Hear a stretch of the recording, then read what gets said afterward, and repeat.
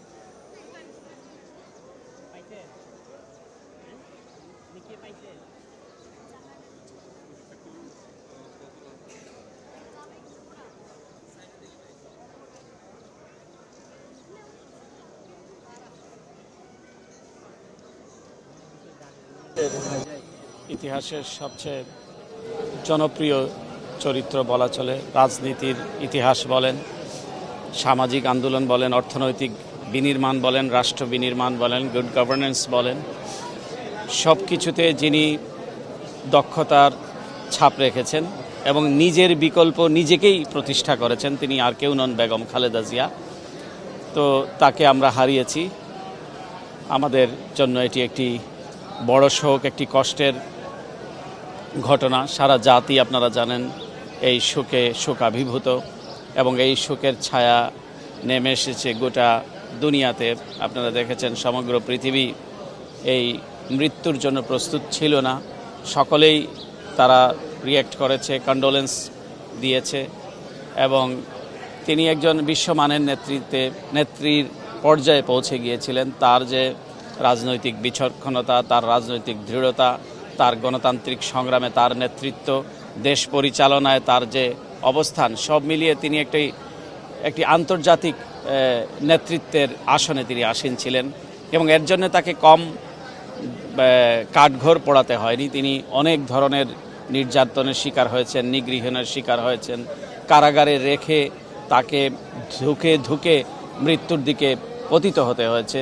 বিগত সরকারের সময় তাকে যেভাবে নিগৃহীনের শিকার হতে হয়েছে, নির্যাতনের শিকার হতে হয়েছে, সারা দুনিয়া সেটি প্রত্যক্ষ করেছে। আপনারা দেখেছেন স্টেট ডিপার্টমেন্টের বাৎসরিক যে প্রতিবেদন, সেখানে বলা হয়েছে যে it's a political প্লয় to remove her from the political process. তাকে রাজনীতি থেকে সরিয়ে দেওয়ার একটা চক্রান্ত বলে এইটাকে তারা অভিহিত করেছিল, তার রায়কে।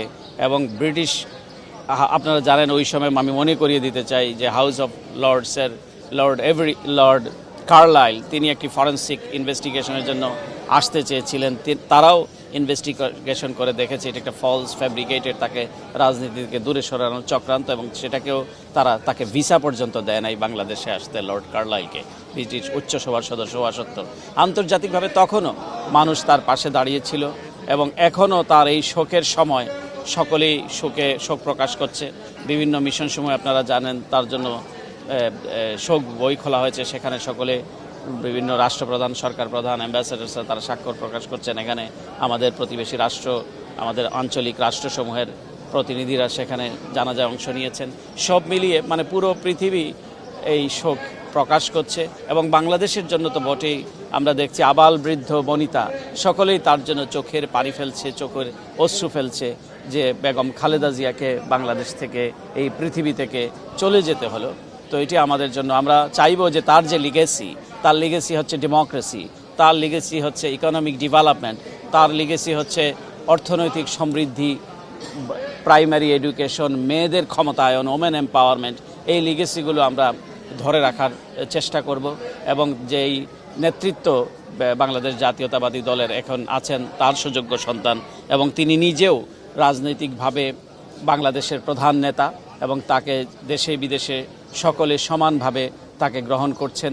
তো আমরা আশা করছি তার নেতৃত্বে এই দল আবারও বেগম খালেদা জিয়ার নির্দেশিত পথে যে স্বনির্ভর রাজনীতি, উৎপাদনমুখী রাজনীতি এবং গণতন্ত্র, আপনারা জানেন বাংলাদেশের ইতিহাসে তিনি একমাত্র ব্যক্তি যিনি সংসদীয় গণতন্ত্রের প্রবর্তন করেছিলেন এবং পার্লামেন্টারি ফর্ম অফ ডেমোক্রেসিতে আমরা প্রবেশ করেছিলাম, ওয়েস্টমিনিস্টার স্টাইল অফ ডেমোক্রেসি যেটাকে বলা হয়। সুতরাং খালেদা জিয়া একজন সবচেয়ে বড় নির্মাতা।